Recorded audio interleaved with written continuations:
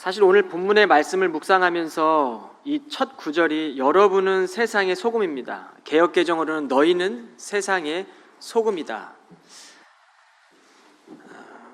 오늘 이 본문의 말씀을 가지고 저는 세 편의 설교를 준비했습니다. 첫 번째 설교는 어제 토요일 우리 청년들을 이끌어가는 청년 리더들을 위한 마음으로 준비를 했고, 또 두 번째 이 설교는 사랑하는 교우들을 생각하며 이 설교를 준비했고, 또 다음 설교는 이 예배 후에 있을 우리 청년부 그 예배를 위해 청년들을 생각하며 설교를 세 편을 준비했습니다. 같은 본문으로 세 편의 설교를 준비하는 게 참 쉽진 않더라고요. 그런데 하나님이 사랑하시는 눈으로 여러분 한 분 한 분을 다 지키시고 보호하시고 인도하신다는 생각으로 들으시길 바랍니다. 누군가에는 지금의 삶이 동서남북이 막혀져 있는, 하늘 외에는 길이 없는 분도 계실 것이고, 또 어떤 분에게는 사방이 다 열려 있어서 우리가 어디로 가야 될지 분주한 삶을 살아가는 분도 계실 겁니다. 그러나 오늘 이 진리의 말씀을 통해 저와 여러분에게 주신 하나님 말씀이 들려지기를 주님의 이름으로 축원합니다. 우리는 이 말씀을 너무 잘 알고 또 많이 들어왔습니다. 예수님은 우리에게 소금처럼 살라, 소금처럼 행하라 라는 차원의 말씀이 아니라 더 본질적으로 여러분은 세상의 소금입니다 라고 존재적 선언을 하십니다. 소금은 비록 다이아몬드처럼 화려하진 않지만, 그리고 작은 결정체이지만 그 소금이 음식에 스며들면 맛을 내는 특징이 있습니다. 그리고 그 소금의 짠맛은 변하지가 않습니다. 그래서 구약에서 그 소금을 소금의 언약이다라고 비유하고 있습니다. 여러분, 물과 기름은 육안으로 보기에 구분이 안 되지만, 겉으로는 비슷해 보일 수 있지만 본질적으로는 서로 섞일 수가 없습니다. 즉, 소금은 음식의 부패를 막고 세상 속에서 변질되지 않는 변함없는 영원한 가치를 상징합니다.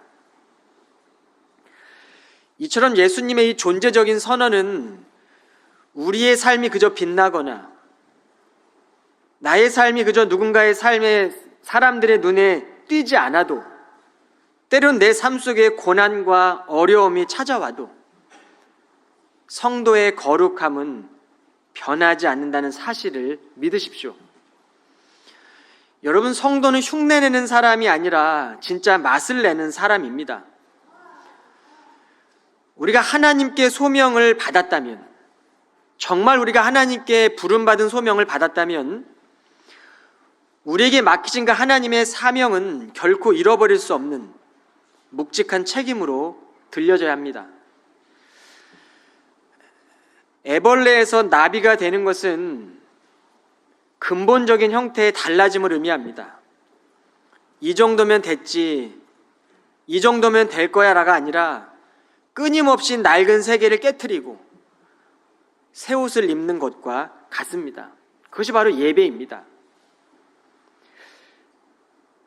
여러분, 헬라어의 회개라는 단어인 메타노에나라는 단어를 보면 다시를 뜻하는 메타와 생각하다를 뜻하는 노에오의 합성어입니다.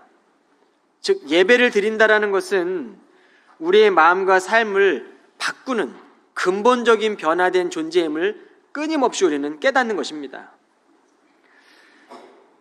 오늘 저와 여러분들이 매주 드리는 그런 형식적이고 기계적인 예배가 아니라 진리의 말씀을 듣고 세상 속에서 어떻게 살아가야 하는지를 새롭게 깨닫는 시간입니다.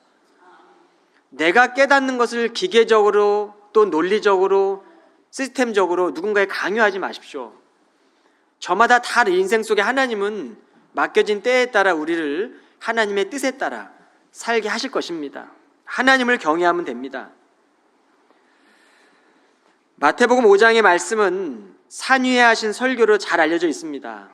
이 5장 말씀의 1절을 보면 예수 그리스도의 선교적인 관점을 볼 수 있습니다. 예수께서 산에 올라가신 이유는 복음을 전하기 위해 무리를 바라보셨습니다. 이 무리는 온 세상과 온 민족과 온 열방입니다. 예수께서는 마태복음 4장에 갈릴리 전역을 두루 다니시면서 복음을 전하셨고, 먼저는 그 갈릴리 지역의 질병으로 고통받는 자들, 정신적으로 아파하는 자들, 육신의 수많은 통증으로 고통받는 이들을 불쌍히 여기셨습니다. 그리고 고쳐주셨습니다. 여기서 우리는 복음 전파의 사역이 영혼 구원만의 사역이 아니라 육체까지 어우르는 전인적인 사역을 볼 수 있습니다. 이후에 수많은 무리들이 예수께서 자신의 질병을 고쳐주셨기 때문에 그 경험을 하고 난 뒤에 주님을 쫓아왔습니다. 예수님은 그 무리들과 사랑하는 제자들에게 이 팔복의 말씀을 가르쳤습니다. 여러분, 저는 교회는 성령을 받고 능력을 받고 어떤 강인한 힘으로 병원 가지 않고 교회에서 육체를 치유하는 그런 기관이 아니라고 생각합니다. 대신에 교회는 그리스도의 사랑과 이 치유의 정신을 따라 물질의 어려움으로 치료받지 못하는 이들을 그리스도의 마음으로, 선교적인 마음으로 후원하고, 또 선교적 소명을 지닌 사람들이 되도록 훈련하고 말씀을 가르치고 제자들을 길러내는 곳이어야 합니다. 예수님께서 말씀하신 이 진정한 복을 우리가 보면 분명하게 알 수 있습니다. 예수님은 이 팔복에 대해서 심령이 가난한 자, 애통하는 자, 온유한 자, 의에 굶주린 자, 목마른 자, 자비로운 자, 마음이 청결한 자, 화평케 하는 자, 의를 위해 박해받는 자들은 복이 있다라고 전하셨습니다. 그리고 너희가 나를 따른다는 이유로 모욕을 당하고 박해를 받는다면 너희가 그 하늘의 상이 크다라고 말씀하셨습니다. 여러분, 그저 육체의 치유를 받고 예수님을 쫓아왔던 그 무리들은 도대체 이 복이 무엇인가 말인가라고 의구심을 가졌을 것입니다. 이 팔복을 선언하신 후에 예수님은 제자들과 무리들에게 이 그리스도인의 정체성에 대해서 말씀하시는 것이 바로 오늘 본문의 말씀입니다. 여러분은 세상의 소금입니다. 여러분은 세상의 빛입니다. 라고 설교를 통해 가르치셨습니다. 제가 코스타에서 뵀던, 그래서 알게 되었던 김상철 감독님이라는 분이 계십니다. 영화 감독입니다. 그분이 잊혀진 가방이란 영화를 제작하셨는데, 그 잊혀진 가방이라는 영화 속에 여러 선교사들의 잊혀진 이야기들이 담겨져 있습니다. 그래서 이 김상철 감독님이 한 사람씩 조명하면서 이 영화를 제작한 다큐 형식의 그런 스토리입니다. 그 중에 첫 번째 인물이었던 헬렌 로즈비어 선교사가 26세의 젊은 나이에 의대를 잘 졸업하고 1945년 이 웩 선교회라는 기관을 통해서 콩고로 선교사로 배정되어 나갑니다.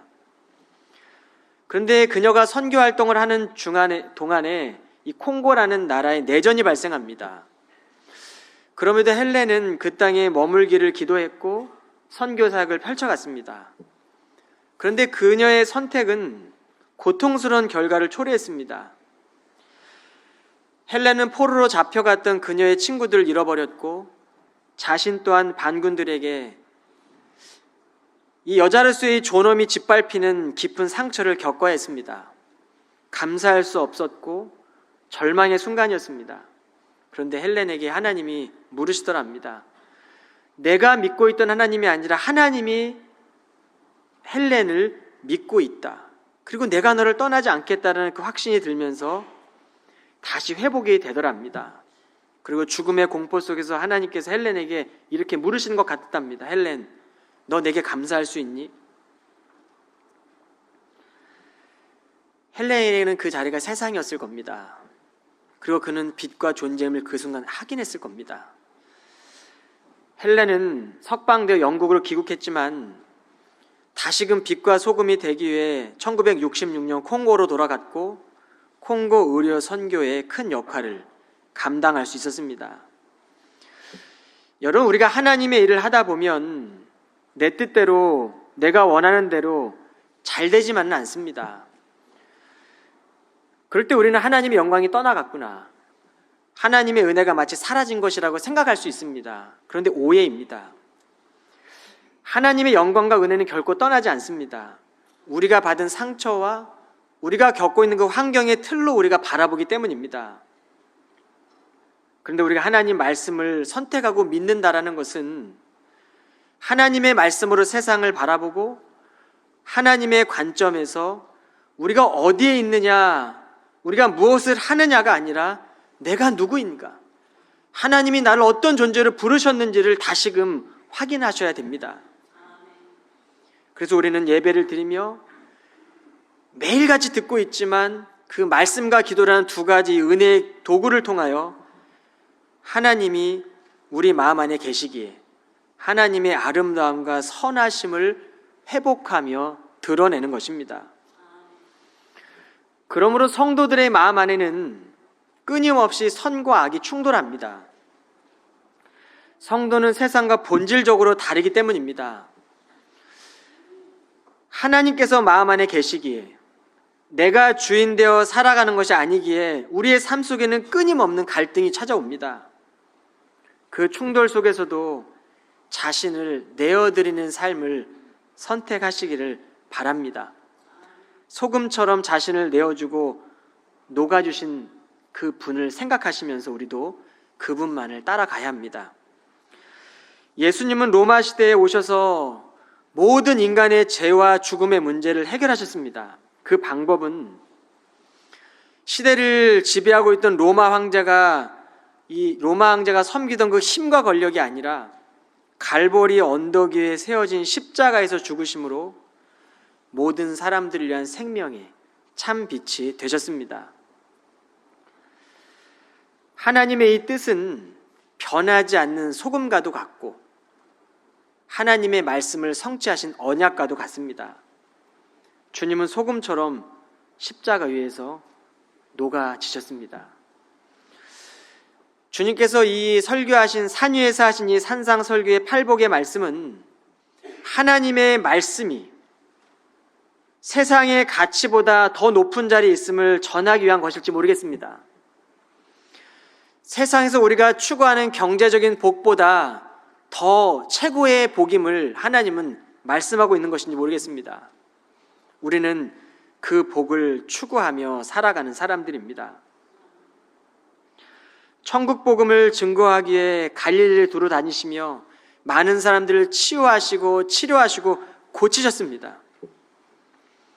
그리고 무리들에게 진정한 복이 무엇인지에 대해서 가르치고 계신 것입니다. 온 세상 모든 나라의 문화들과 세상의 모든 가치 위에 계신 예수 그리스도, 그 예수 그리스도의 복음은 제자들과 무리들을 차별하지 않으셨고 구원 계획을 드러내시며 예루살렘 성으로 올라가셨습니다. 사도 바울은 그 구원 계획에 대해서 이렇게 전하고 있습니다. 너희는 택하신 족속이요 왕같은 제사장들이요 거룩한 나라요 그의 소유가 된 백성이니 이는 너희를 어두운 데서 불러내어 그의 기이한 빛에 들어가게 하신 이의 아름다운 덕을 선포하게 하려 하심이라 라고 말씀하고 있습니다. 여기서 우리는 너희는 세상의 빛이다 라는 것이 특정한 누군가에만이 아니라 모든 민족과 모든 사람들에게 이 복음을 증거해야 된다는 그 선교적인 사명을 갖게 됩니다. 우리는 먼저 예수님을 믿었고 날마다 회개하는 사람들입니다. 그렇다면 오늘 이 주님께서 하시는 말씀을 우리는 주의 깊게 들어야 합니다. 예수님은 어두운 세상을 비추기 위해 교회를 세상 한복판에 세워주셨습니다.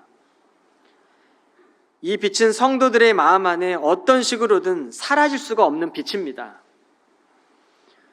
절망할 수 있고 넘어질 수 있습니다. 그러나 그 빛은 사라지지 않습니다. 성령의 탄식은 우리를 애통하게 할 것이고 내가 스스로 구원할 수 없구나. 의에 굶주리게 할 것이고 내가 하나님의 의에 스스로 도달할 수 없는 것이구나.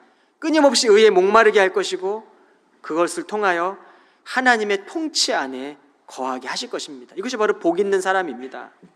그러므로 성도는 매일 기도와 말씀 앞에 회개하는 마음으로 겸손하게 서게 됩니다.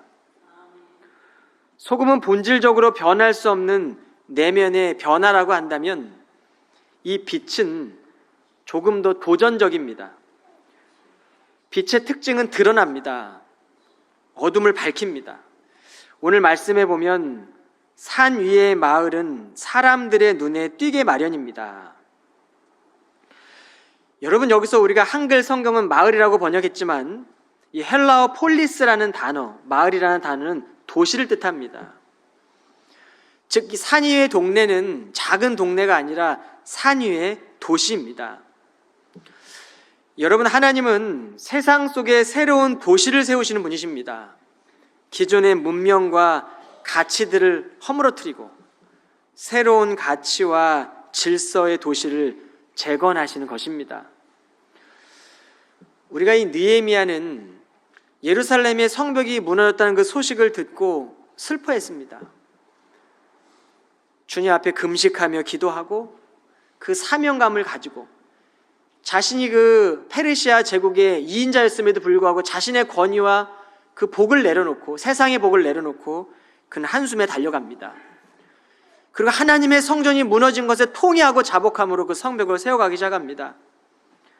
그 성적을 재건하는 일은 쉽지만 않았습니다. 그럼에도 불구하고 40일 동안 그는 성벽을 재건하는 일에 자신의 삶을 들였습니다. 그렇게 성벽이 재건되자 하나님을 믿지 않던 사람들도 살아계신 하나님을 깨닫게 됩니다. 산 위에 세워진 구별된 도시를 보며 자신들이 하나님의 통찰에 속하지 않았음을 보게 된 것입니다.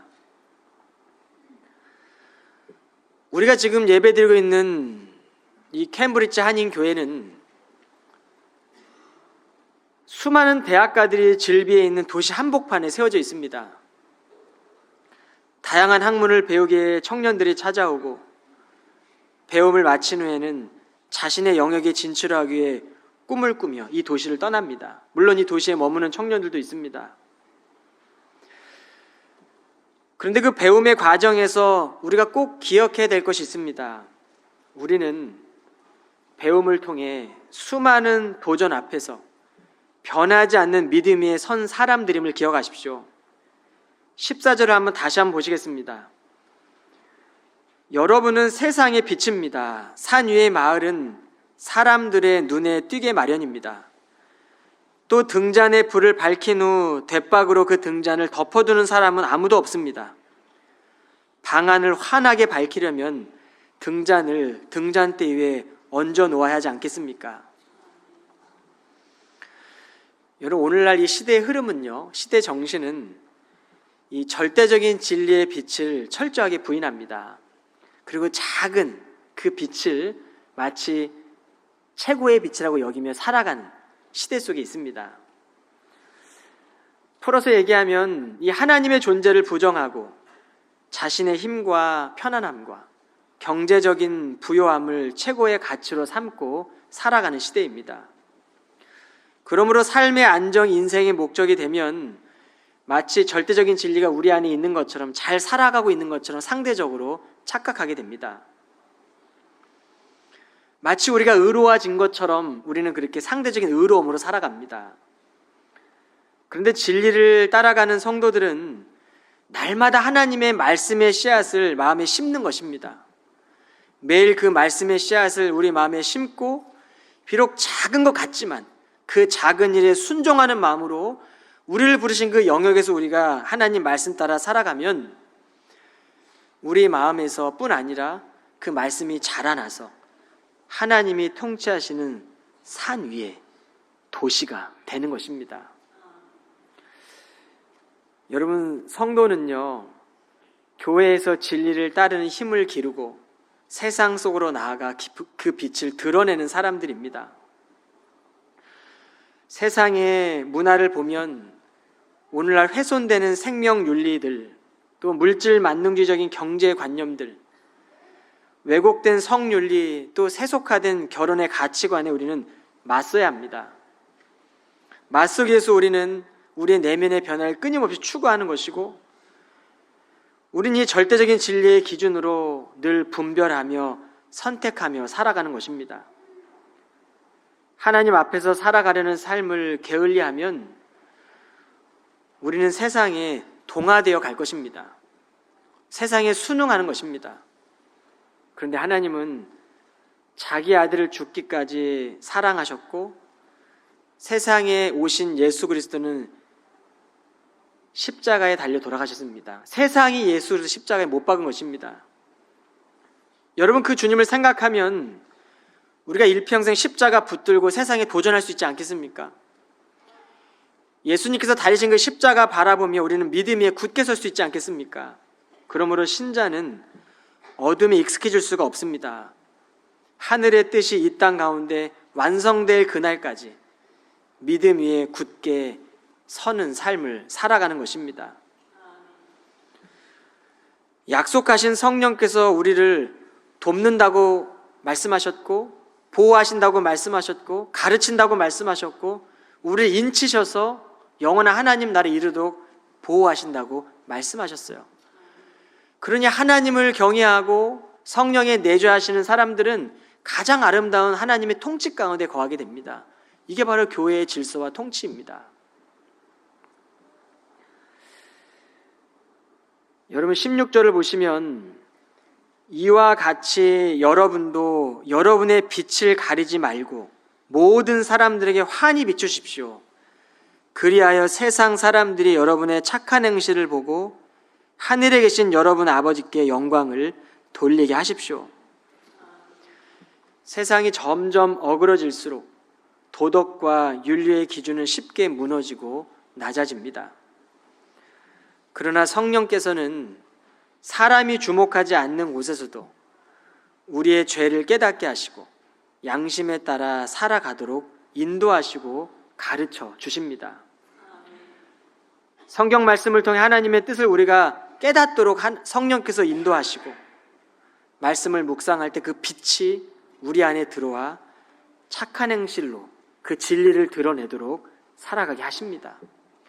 그러므로 교회는 세상이 추구하는 윤리와 도덕 자체를 목적 삼고 살아가는 것이 아닙니다.